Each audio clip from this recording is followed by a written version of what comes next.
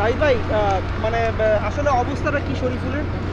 শরীফুল খেলা শেষে ওকে এখানে লোকাল একটা মেডিকেল সেন্টার আছে, ওখানে একজন হ্যান্ড সার্জন কনসালটেন্ট আছেন, তার সাথে তাকে দেখাতে নিয়ে যাওয়া হয়েছে।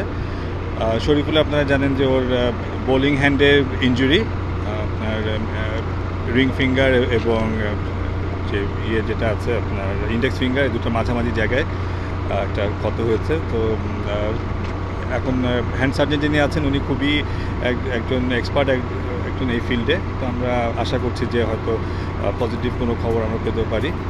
বাট ইনজুরিটা অবশ্যই এটা একটা দলের সবার জন্য এটা একটা বড় একটা concern.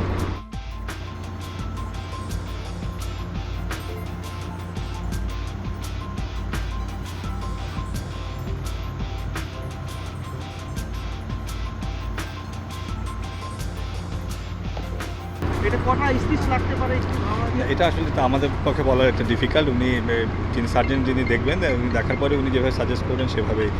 But they have the best possible treatment facilities available here, সেটাই হচ্ছে আমাদের কাছে সবচেয়ে বড় পজিটিভ।